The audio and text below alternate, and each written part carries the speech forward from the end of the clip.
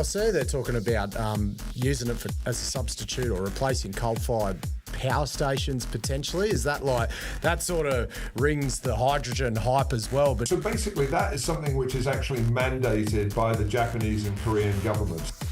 Japan has a relatively young coal-fired power station fleet. Quite a lot of it was built after, the tsunami, and they're quite reliant. I mean, 30% of Japanese power is still produced by coal.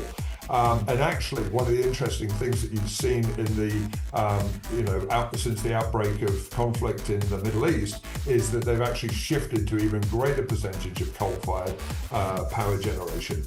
And what ammonia does, you don't really have to re-engineer your thermal power station very much. You essentially change some of the nozzles for the burners, and you can actually use ammonia as a blend in with the coal, and you have an immediate impact on reducing the CO2 emissions. This is general advice and my opinions only. This episode's company has paid me for this interview. I may be long, short, or hold an interest in stocks or CFDs mentioned. Past performance isn't reliable. The interviewee's views are their own, not necessarily mine. Levrd operates as a corporate authorised representative 00131 8377 under AFSL 548573. You can find our financial services guide via the Levrd website, link in the show notes.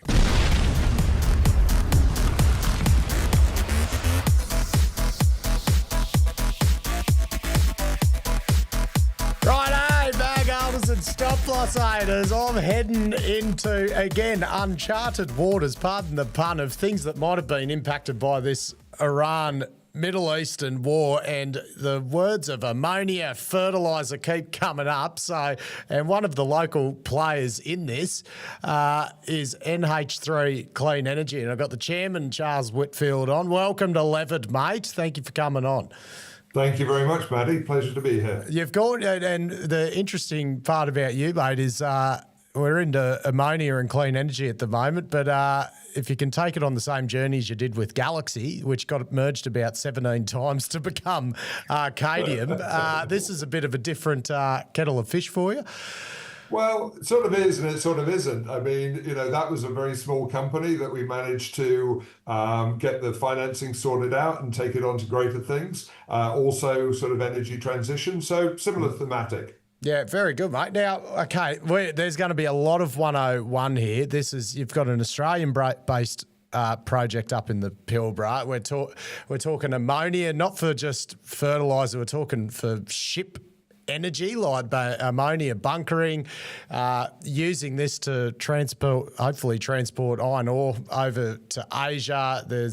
I didn't even know that ammonia was possibly going to be a clean energy application. So let's start with the 101 about the product. We'll get into the market, the impacts of the war, and what your project is and where it's actually starting. So ammonia, everyone references fertiliser, but it's bit beyond that. I used to use it in explosives for ammonium nitrate. So, mate, give us a bit of 101 of which part of the industry that you're having a tickle at. Absolutely. I saw your video the other day about helium, and the lady you had on had a PhD. I don't have a PhD, but I'll do the best I can. Oh, we'll shut it off now, mate. Exactly. So ammonia is NH3, which is why the company is called NH3. If you think about natural gas, that's CH4. So the magic thing in all of these molecules is the H. That's where the power comes from. The difference with ammonia is when you burn it, you haven't got any carbon in it to create carbon dioxide. So that's one of the reasons why it can be a fuel and lower emissions. And that's why people are looking at it for replacing heavy fuel oil and marine diesel in shipping, and also displacing coal in thermal power stations, especially in Japan and Korea. Yeah, right. So, okay, and why marine fuel specifically? Like, is this, I know that's been tied to hydrogen a bit. We obviously went through the hydrogen hype, which sort of dropped off a bit. Like, how is ammonia different as a fuel? Yeah, it's a very good question. So, I mean, the challenge with hydrogen is it's literally, the smallest atom. And so it's very hard to store, it's very hard to transport. It has a very low energy density. So when you actually want to use it as a fuel, unless you're literally using it next door to where you're producing it, it can be quite challenging. So ammonia is a much better solution. It's much easier to handle. And so if you're looking at shipping, you obviously need something which can travel a long distance. And so, by using ammonia, you can actually do large intercontinental routes and use ammonia as a fuel, whereas it would be practically impossible to use hydrogen for that length of travel, just because it's got such low energy density. Okay, so ammonia, like compared to, it's obviously going to be cleaner than diesel, but the thing is, you're saying that you can have so much of it on board to use as a fuel for such long distances as a long time. Is that right? Yeah, I mean, it has you need twice as much storage as you have for diesel, but you don't have 10 times as much like you'd have for hydrogen. Okay, gotcha. Now when we're talking clean ammonia, like from what I've seen, there's different levels of it. I'll read this. You've got grey ammonia, blue ammonia, green ammonia, clean ammonia. What are the differences? And I guess what's NH3 proposing? Yeah, it's interesting how, especially in Australia, everybody talks about green or blue or whatever. And in the industry, everybody just talks about emissions intensity. So grey is basically using a hydrocarbon to produce your ammonia, so that might be gas or coal, and all of the CO2 which is produced while you're making the ammonia, or specifically making the hydrogen to go into the ammonia, is just dissipated to the atmosphere. And so there's no benefit in terms of lowering emissions that way. With blue ammonia, you're using gas as your feedstock for the ammonia, but you're capturing about 98% of the processed CO2. And so it actually has a very low carbon profile, and that's why it's a clean fuel. With green, you don't start with gas, you start with water. So instead of splitting CH4 and taking off the hydrogen, you start with H2O and split off the hydrogen. The issue with that is it takes a huge amount of energy. The aspiration, the hope down the track is that you'll be able to use renewable energy, but at the moment it's cost prohibitive. It's kind of a nascent technology, which just is very hard to commercialize at the moment. Yeah, okay. So before we get on to fertiliser, so in terms of the fuel side, I saw an article recently where there was some, correct me if I'm wrong, successful ammonia bunkering, like transfer of ammonia as into a ship. It was in South Korea, was it? Yeah, actually, there have been a number of those ship-to-ship bunkering transfers done already. One actually in the Pilbara at Dampier, where we are. That was the first. There's also been ones in Singapore, in Rotterdam, one in the Middle East, in Oman, and as you say, the latest one was in South Korea. And so bunkering, that means that's just transferring the ammonia from the port into the ship to use as the fuel?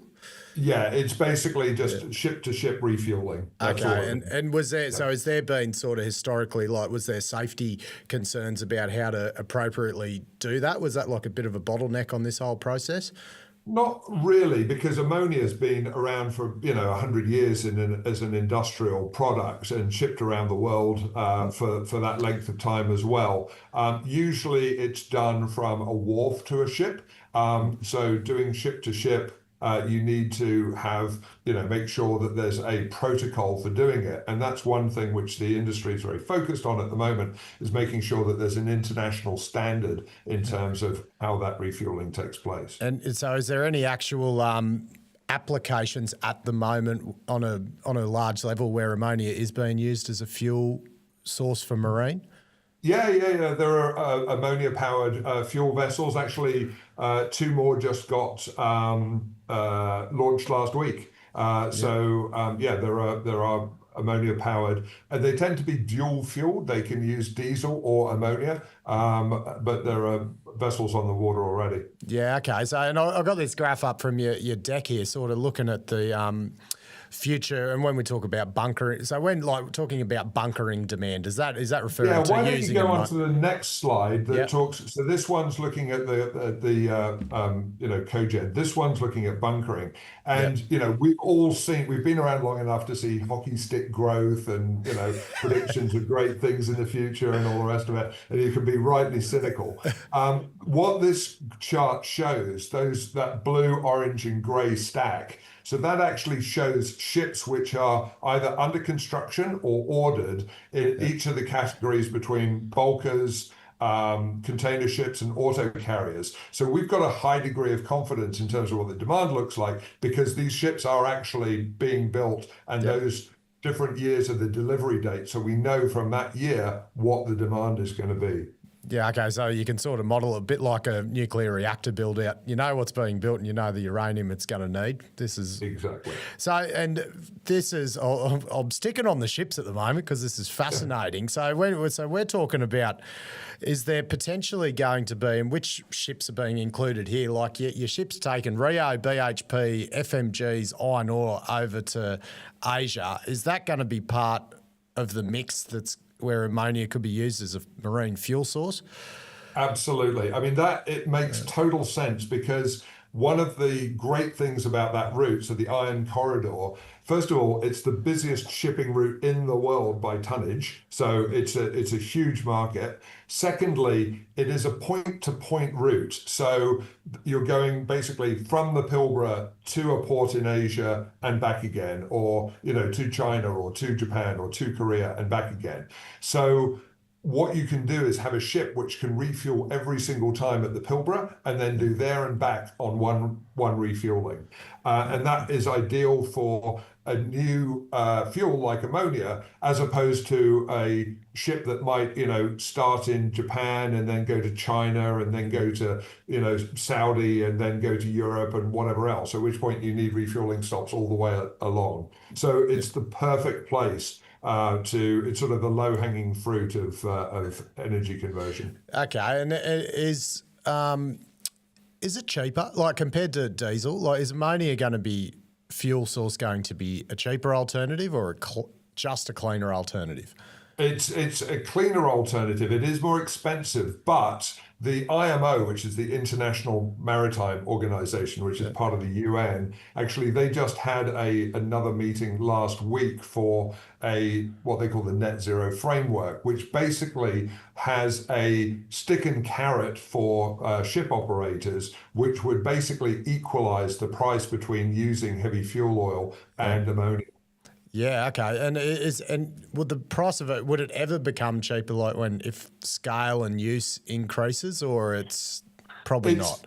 To be brutally honest, it's hard to see that, because at the end of the day, I mean, it depends on the relative price of gas and oil, I guess, at the end of the day. Yeah. So if gas becomes more and more plentiful versus oil, it could get relatively cheap. But, obviously oil has relatively little processing involved in it. Yeah, okay. And now onto the fertiliser side, because I've seen a lot of with the supply chain disruption, you'd say, at the moment, with the Strait closure, fertilisers come into question, and because you've got ammonia, you've got fertiliser, and they talk about urea as well, like how the farmers are being impacted. Can you explain the difference of how ammonia is used for those products?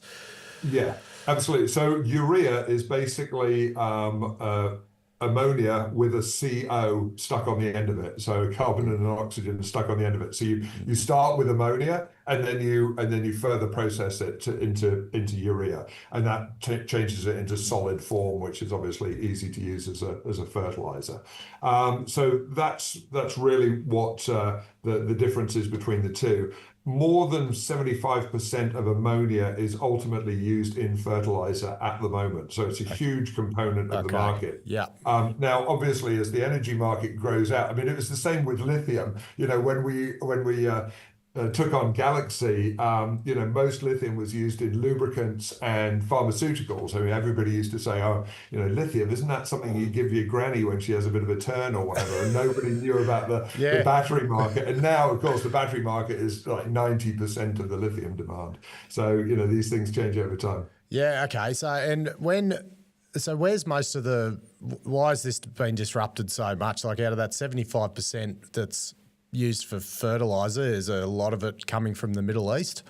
It is. I mean, there are two things. First of all, quite a lot of ammonia and urea comes from the Middle East. Secondly, obviously, a lot of the LNG, which other people use as their feedstock for ammonia, comes out of the Middle East as well. So there's been a massive disruption from both of those sides of the supply chain. Okay, so I guess can you compare it to nickel in a way? Like 70% of nickel's used for stainless steel. So in terms of ammonia, 3/4 is used for fertiliser, but this marine fuel is potentially the growing part of the industry, or one of. Yeah, absolutely. So I mean, the CAGR for ammonia with the energy applications built in, it's like a 30% CAGR till 2050. It's enormous growth if the adoption goes at the speed that they're predicting. Yeah, okay. So can you explain the Australian ammonia industry to me? Like, who are the players? What is already established for ammonia? Like, are they sourcing local gas for it? Just a bit of an overview.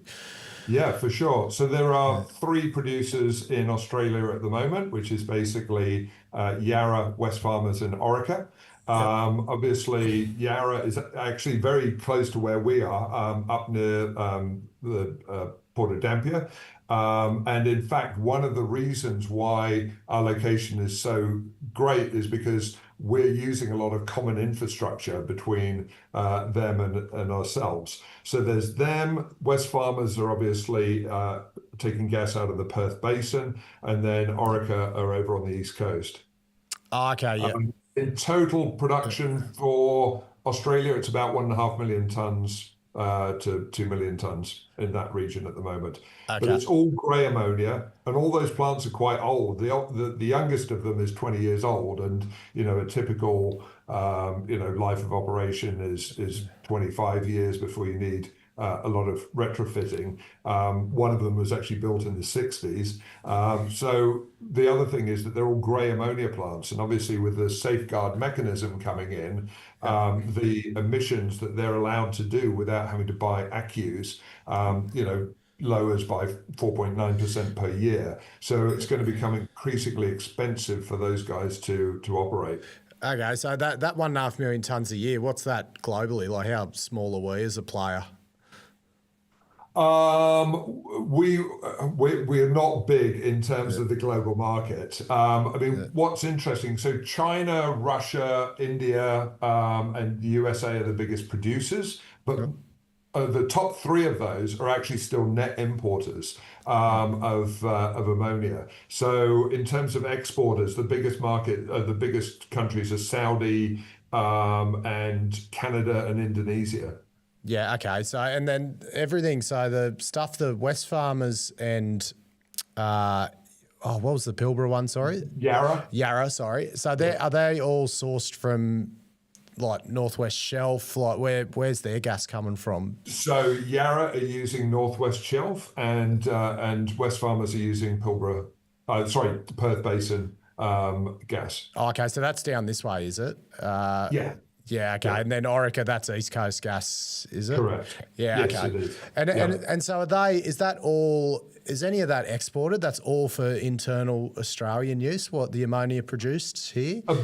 A bit of the Yarra stuff is exported. Yeah. I think Wesfarmers use more ammonia than they produce, so they actually are a net importer. Yep. But I think Yarra are the only net exporter.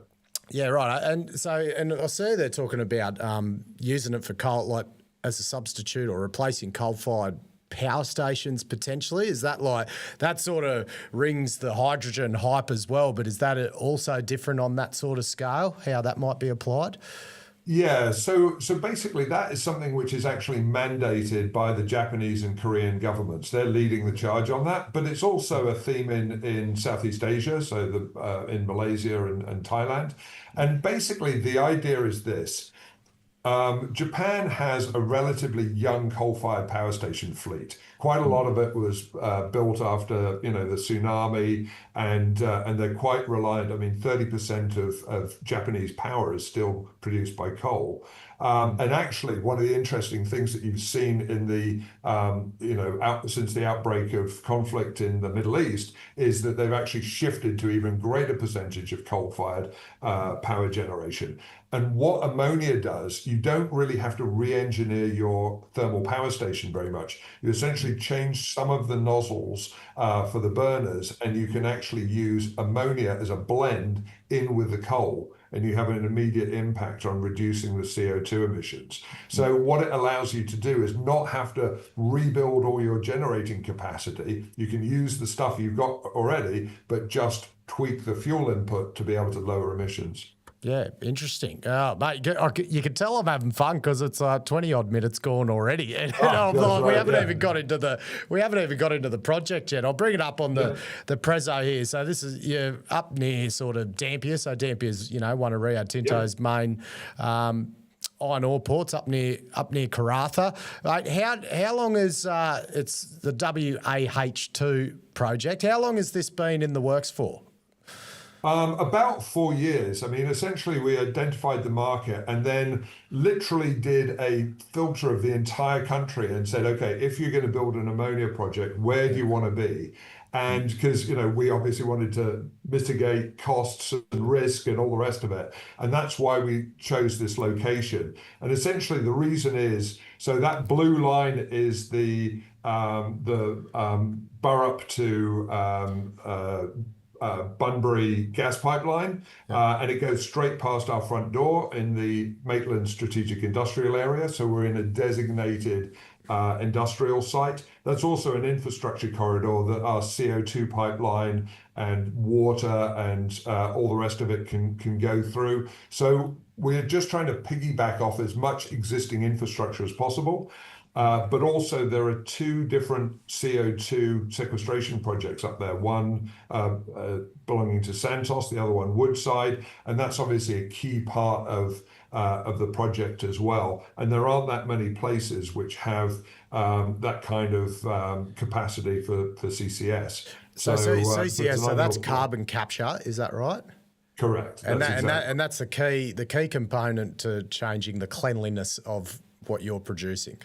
That's exactly right. Yeah. Okay, and probably just delve into that a little bit before we go on. Like, how reliable is it? Still an evolving industry, carbon capture, or is it pretty established now?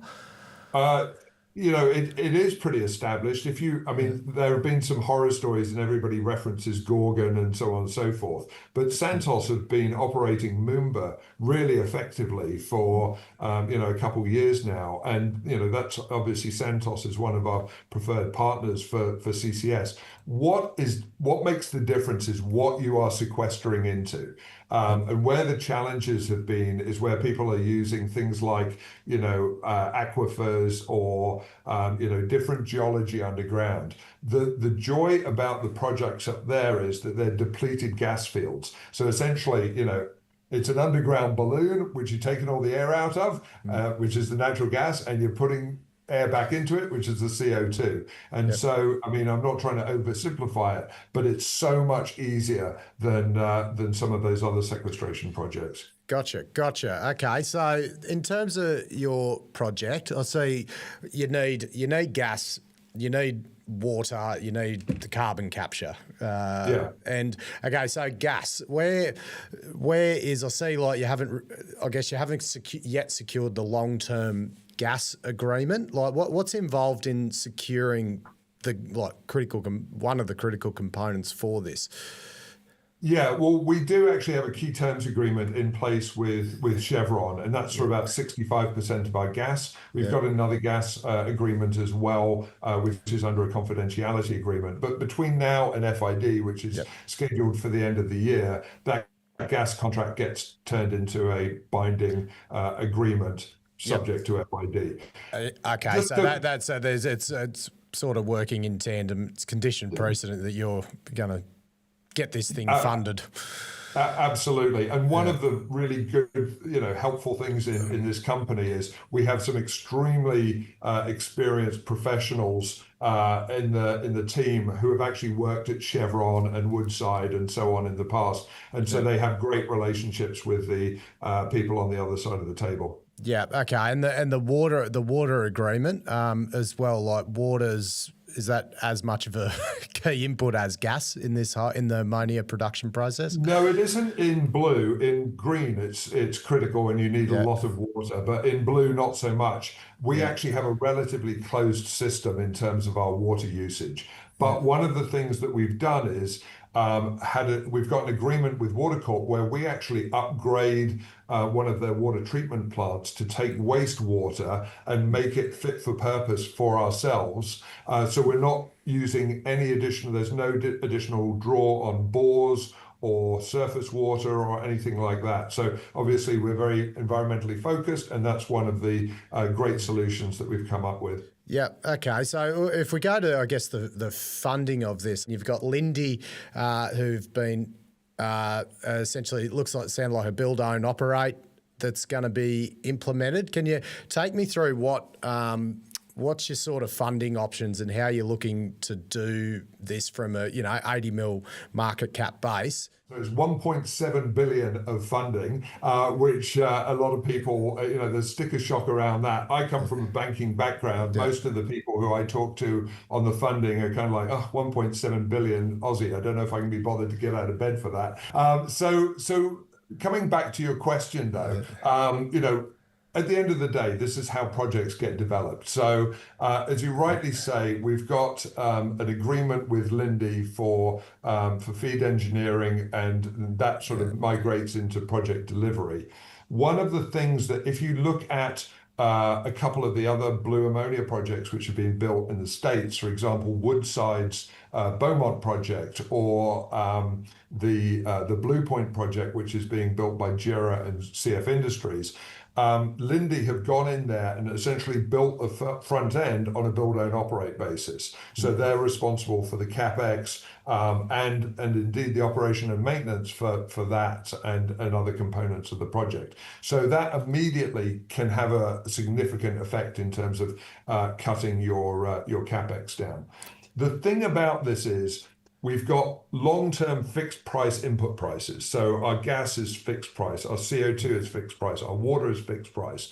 Our customers, we sell to them on long-term offtake deals, like 15-year fixed price with CPI indexing. So our financiers understand exactly what the economics of this look like, and there's very low risk around that once you've got to FID.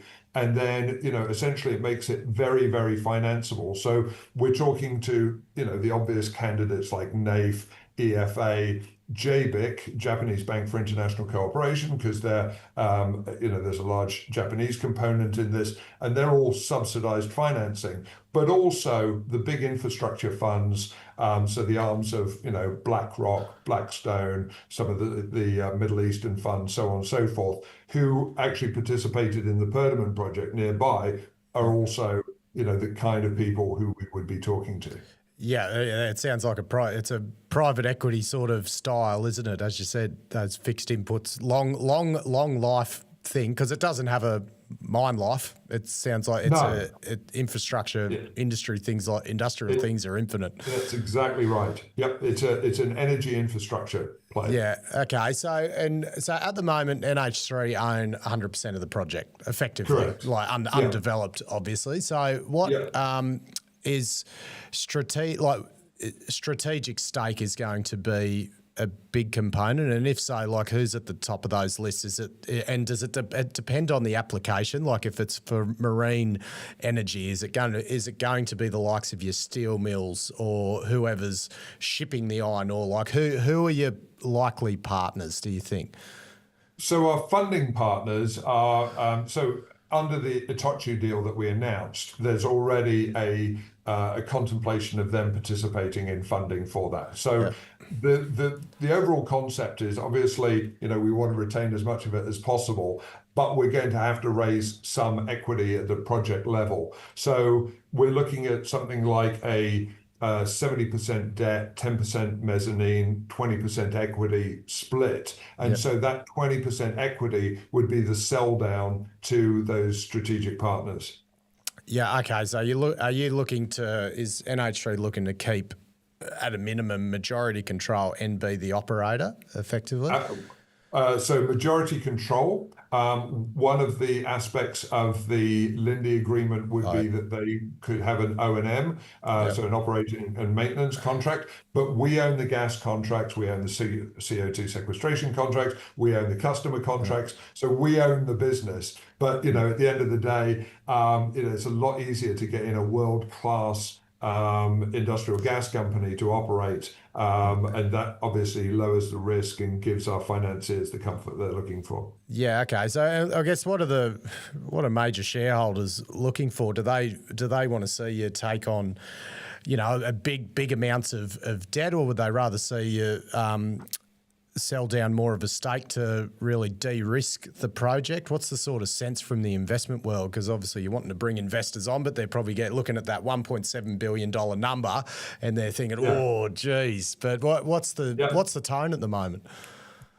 So, I mean, what we've outlined in terms of that split of, 70% debt and then the mezz and equity is what the fund managers seem to like. And I think the retail guys, once they understand that, you don't have to raise $1.7 billion by issuing shares on the ASX, they get it. The thing about this is very predictable, stable cash flows. And so it is very financeable, which means that from an ASX equity point of view, you get great leverage in terms of the upside on the story. And then obviously we've been talking about phase one. We're already looking at, future phased build out for expansion as the market develops. Yeah. So 1.7 billion, like where is a lot of that CapEx going into? Like, what is this? Is it just the sheer scale of this? Like, what are your biggest cost items? So if you break down, we do actually have a schematic there. If you go down about, there you are, that's the one. So those are sort of the bits of the puzzle, if you want, and the jigsaw that you put together to build an ammonia plant. So those bits in red are owned by third parties. So that's, your gas supply from Chevron, your CO2 sequestration with Woodside.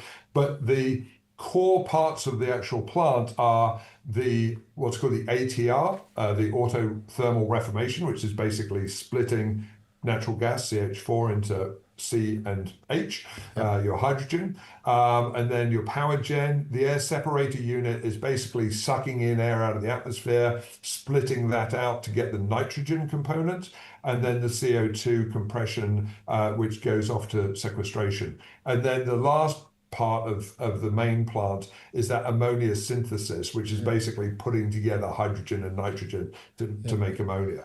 So those four boxes in yellow would be about half of the total CapEx. Okay, gotcha. Now this flow sheet here, this process, is there anything unique about it, or is this tried and proven around the world? We are super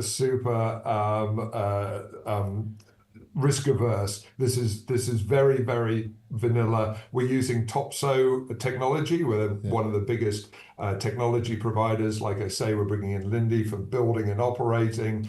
We're keeping it super simple. So we're doing the bits that we're good at, and then we bring in partners to do the other parts of the project development. Okay, so those bits in yellow, the bits that are the potential build, own, operate by Linde, does that take off the 1.7 billion capex? Absolutely. Okay, yeah. and that would half the number. Okay, got it. Yeah, right. Okay, that sounds a bit better. I get that, and this is this is their jam. Like they're using this they're essentially using themselves as an energy private equity themselves. Well, this is what they do. Like I say, if you looked at those other blue ammonia projects, Linde do exactly the same thing in those. And in fact, in the Perdaman urea project, which is also being built in the Burrup, Linde are doing the front end of that as well. Not on a BOO basis, but they are the world leaders in terms of this industrial gas production. Okay, right. So let's just assume all this goes to plan, which would be great for you. And you retain, hypothetically, you retain 70% of the project, and this thing is in operation. We come from the world of gold. I come from the world of gold mining. You want to know free cash flow. How much money does this thing make if everything's going well at today's prices? So EBITDA is 260 million a year. Yeah. This throws off. And so is that it's at a highly 70%? cash generative. Okay, what percent? 260 mil a year, is that 100% basis or? That's on a 100% basis using a 60-40 debt equity ratio. So we've actually improved on that, and we used an 8% cost of debt in that as well. And actually, because we're looking at these policy financing groups like NAIF and JBIC, that would actually likely come in a bit cheaper than that as well. So, and what's NAIF's interest in this sort of stuff? Like, who are you competing? Are you competing against a lot of the rare earth world for NAIF funding? Like, where are you on the pecking order, do you feel, with ammonia compared to where NAIF want to put their money? Yeah, it's a good question. So as I mentioned, NAIF were a financier of Perdaman. So that's doing urea rather than ammonia. They're grey, not blue. So I would argue that we sort of have another tick in the box. Yeah. We actually just announced our public impact survey back on Friday, which shows tremendous public benefit, which is one of the criteria that NAIF look at in terms of job creation, tax revenue contribution, side jobs, and on top of that, obviously, there's the emissions reduction component as well. Yeah. Okay. So when are you looking that you think that FID could potentially be announced with? I know that it sounds like there's a lot of ducks to get in a row with the funding and for everything to start flowing. What sort of, you're talking about 2029 production, but potentially FID this year. Is that still on track? What's your biggest hurdles? Yeah, so FID at the end of this year. And there is quite a lot to do between now and then, but having Lindy on board is really helpful on the engineering side. We have a preferred project status with the Western Australia government, which has actually helped tremendously in terms of the approvals work stream. And then we're working with the same advisors that Perdaman used on the financing as well.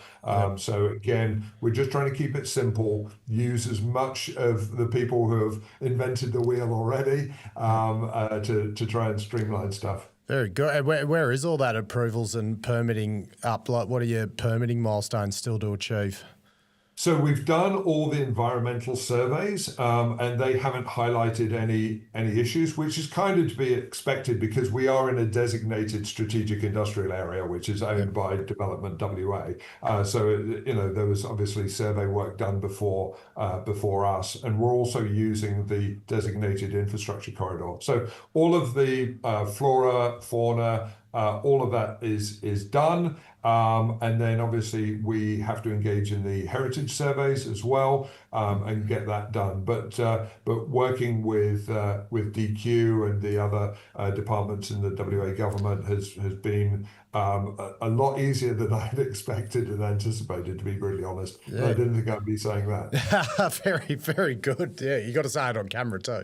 Now, just to close it off, I'm just trying to get my head around the future demand for this. Like, is a BHP RIO FMG? I think I might have asked before. Have they signalled already that they want to go down this road? For iron ore shipping is such a big part of their business, their social responsibility. Is this something they're looking at? Absolutely. I mean, I'm sure that everybody has seen the leadership that Fortescue have done in terms of ammonia shipping.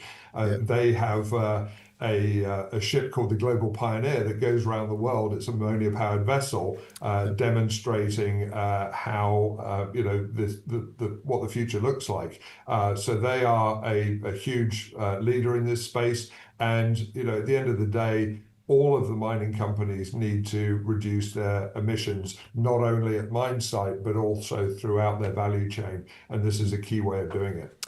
Yeah, okay. So it's going to be that trade-off again. Like, will that come in back in flavour, the emission reduction but higher cost? It's whether they bite the bullet. Do you feel that? Because it has died off a bit, I feel. Absolutely. Yep. But I guess for your project to happen, it sort of needs to come back a bit. Well, yeah, I mean, there are a couple things. First of all, like I say, the IMO regulation that would actually make it, cost neutral between the two, and that's likely to get voted on in December of this year. So that basically takes away any disincentive, but they also have their other targets in terms of emissions that they've got to meet. So there's a push there. The other thing is that this is not only an emissions reduction story. This is an ammonia security story. So in terms of having regional production, this is really important to customers, not only for energy but also for all the other uses. And it is very, very hard to build a grey ammonia plant in Australia or lots of other countries these days without some kind of CO2 sequestration strategy. Yeah. And unless you've got a CCS project next door to you, which is pretty rare, it's very hard to build. Yeah, okay. So, and it could also come from the agricultural side. If I assume 75% of ammonia used in Australia is for agriculture as well. So that's the positive lens. So if you're leaning towards more the marine fuel side, I assume that if they're shipping from Dampier and Port Hedland, which is bloody close to where you are, they're realistically not going to. Would they? Even if the Middle East or whatever's undercutting you on price of ammonia, they're most likely going to source from somewhere that's producing it right next to them. Well, you're absolutely right. So what we didn't mention is we actually have a joint development agreement between ourselves, Pilbara Ports Authority, and Oceania Marine. So Pilbara Ports obviously own all of the Pilbara facilities that the iron ore comes out of. So we're working on producing a solution for 2030. The important thing is twofold. First of all, we are globally competitive on price for blue ammonia. So whether it's from the Middle East or the US, we're right in there. By the time you transport that ammonia from the Middle East or the US, you are adding. I mean, you're adding a premium of what about $100 from the US and $60 from the Middle East, something like that. Added to which, if you're using it for low emissions fuel, they actually count all the emissions in the transportation from the point of manufacture to the point of usage. So obviously our emissions for that is zero because we're right by the port, whereas they're having to add on all the carbon emissions for shipping the ammonia to the ports to refuel. Yeah. Very interesting, mate. I've had a ripper. This has been awesome. All the things I'd never thought I'd talk about. Ammonia was one of them. Or you just use it to blow shit up. Well, that's a good use as well. But we don't want that happening in your industry at all, mate. Thanks so much for coming on, Levrd. I've learned an absolute gutload, and I assume everyone else that's listened to it has as well. So, mate, it's on the watch list now. It wasn't before today. NH3. Fantastic. Thank you so much, Matty. I've enjoyed it a lot. Yeah, very good, mate. Best of luck with all the hurdles ahead, and we'll be keeping a keen eye on it. Cheers, mate. Fantastic. Thank you.